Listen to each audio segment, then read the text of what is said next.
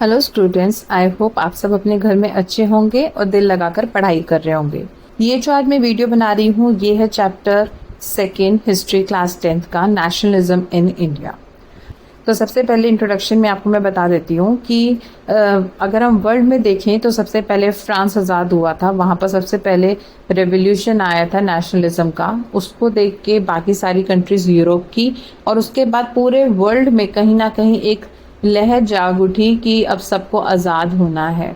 तो इंडिया भी उसी रेस में शामिल हो गया।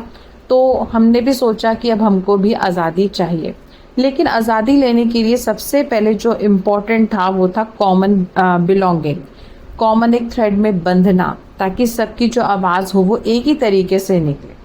तो इसी प्रोसेस को बढ़ाते हुए कैसे कैसे मूवमेंट चले वो सब हम इस चैप्टर में पढ़ेंगे।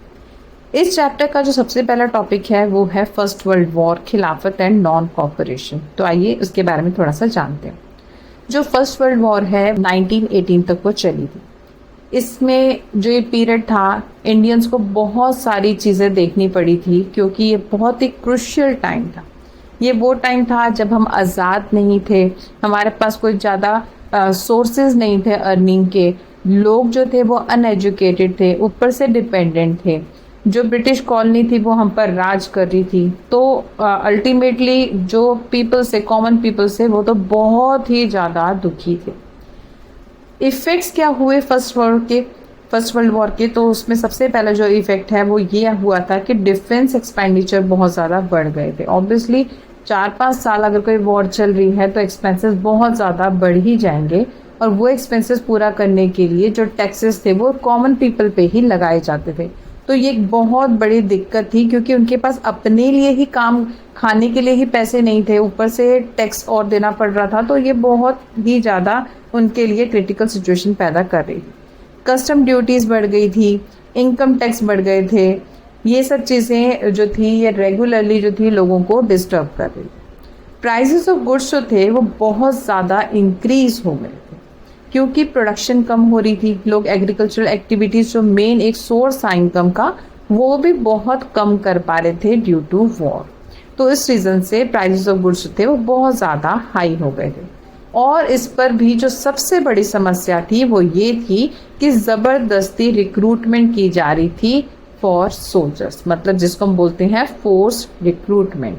क्योंकि बहुत लंबी एक वॉर चली, बहुत सारे सोल्जर्स की भी डेथ हो गई। तो अब उनके जगह के लिए, जगह को वेकेंट जो जगह थी उसको भरने के लिए ज़बरदस्ती जो विलेजेस थे वहाँ से लोगों को ज़बरदस्ती भर्ती कराया जा रहा था। तो ये सब जो थे ये इफ़ेक्ट्स थे फर्स्ट वर्ल्ड वॉर के, जो लोगों के ऊपर पड़े। इसके अलावा 1918 में एपिडेमिक फैल गया था। जैसे अब आप कोरोना अभी आपने देखा 2-3 साल पहले कोरोना की जो वेव्स आई थी। अब तो हम लोग इतने ज़्यादा स्टेबल हो गए, हमारी मेडिकल फैसिलिटी इतनी अच्छी हो गई है, लेकिन उस टाइम पे तो कुछ भी ऐसा था नहीं। लोग पढ़े लिखे भी नहीं थे, क्लीनलीनेस भी नहीं रखते थे, उनको समझाना बहुत डिफ़िकल्ट था। और ऐसे में एपिडेमिक फैलना बहुत बड़ा एक और क्रुशियल चीज़ लोगों ने जो देखी वो पीरियड था। अब और भी बहुत सारी चीज़ें, कहीं फ्लड आ रही है तो कहीं सूखा पड़ रहा है, कहीं एग्रीकल्चर एक्टिविटीज़ हो ही नहीं रही हैं। तो ये समय उनके लिए बहुत डिफ़िकल्ट रहा, जैसे हमने अभी आपको बताया। इसी बीच में 1915 में महात्मा गांधी साउथ अफ्रीका से इंडिया आए। साउथ अफ्रीका वो गए थे अपनी स्टडीज़ के लिए।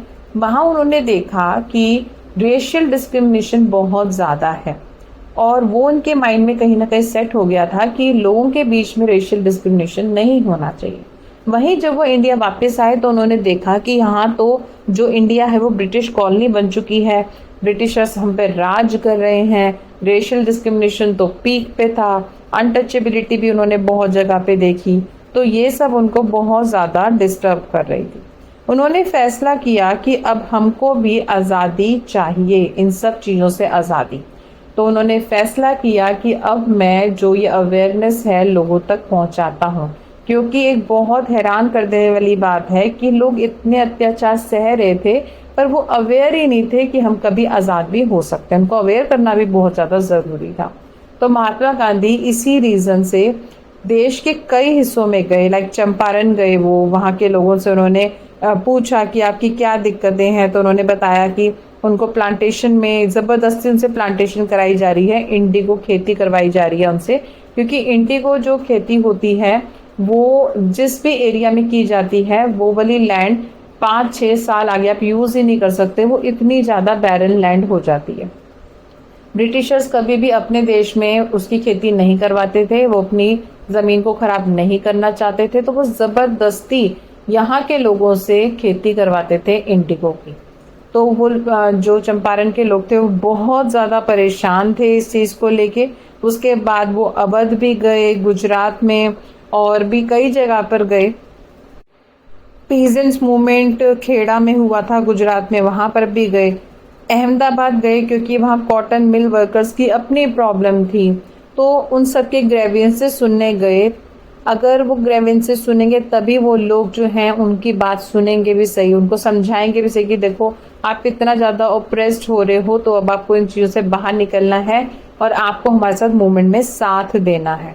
तो गांधी जी ने ट्राई किया 1915 से लेके 1918 तक ये जो पीरियड था, इसमें जगह जगह जाकर वो लोगों को अपने मूवमेंट में जोड़ना चाहते थे। या मैं स्क्रीन पे लगा दूंगी कि कौन से ईयर में वो कहाँ कहाँ गए थे, तो आपको याद होना चाहिए। 1 मार्क क्वेश्चन में अक्सर इसी तरीके के क्वेश्चन आते हैं कि महात्मा गांधी कहाँ गए थे, कौन से ईयर में गए थे, और यही चीज़ आपको मैप में वो करने भी आ सकती है, टिक करने के लिए भी आ सकती है कि आप मैप में भी उसको हमें टिक करके बताइए कि कौन सी जगह पे कौन सी ईयर पे गए थे। तो जब गांधी जी ने उनके ग्रेवेंसेस सुने और उनको थोड़ा सा अवेयर किया, तो लोगों को समझ में आया कि अब हमको खड़े होना है अपनी आज़ादी के लिए। और वहीं 1919 में ब्रिटिशर्स को जब थोड़ी भनक लगी कि अब लोग थोड़े से अवेयर हो रहे हैं, तो उन्होंने रॉलेट एक्ट लगा दिया था 1919 में। इस एक्ट के तहत गवर्नमेंट, जो ब्रिटिश गवर्नमेंट थी, वो ज़बरदस्ती पॉलिटिकल एक्टिविटीज़ को रिप्रेस करती थी, और जितने भी पॉलिटिकल लीडर्स जो थोड़ा बहुत पनपना शुरू हुए थे इन लोगों को अवेयर करने के लिए, उनको ज़बरदस्ती वो जेल में डाल रहे थे बिना किसी लीगल नोटिस के। तो जिसको भी मन कर रहा था वो उठा के जेल में डाल रहे थे। ये था उनका रॉलेट एक्ट 1919 में जो उन्होंने पास किया था। लोग अवेयर हो चुके थे और कहीं ना कहीं अब उनके मन में गुस्सा भर रहा था कि ब्रिटिशर्स हमारे साथ बहुत गलत चीज़ें कर रहे हैं, तो वो भी अब स्ट्राइक पे उतर आए। उन्होंने बैंक लूटना, जो पीपल से उन्होंने बैंक लूटना शुरू कर दिया और परेशान करने लगे ब्रिटिश गवर्नमेंट को। रेलवेज को नुकसान पहुंचाने लगे, गवर्नमेंट की बिल्डिंग्स को नुकसान पहुंचाने लगे, बहुत सारी चीज़ें हुई।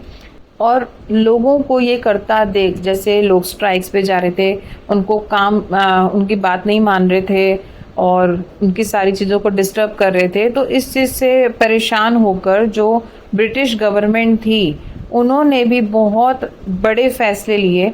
उन्होंने जो इनके मेन लीडर्स थे और महात्मा गांधी को भी दिल्ली में घुसने के लिए मना कर दिया, लीडर्स को उन्होंने जेल में डाल दिया।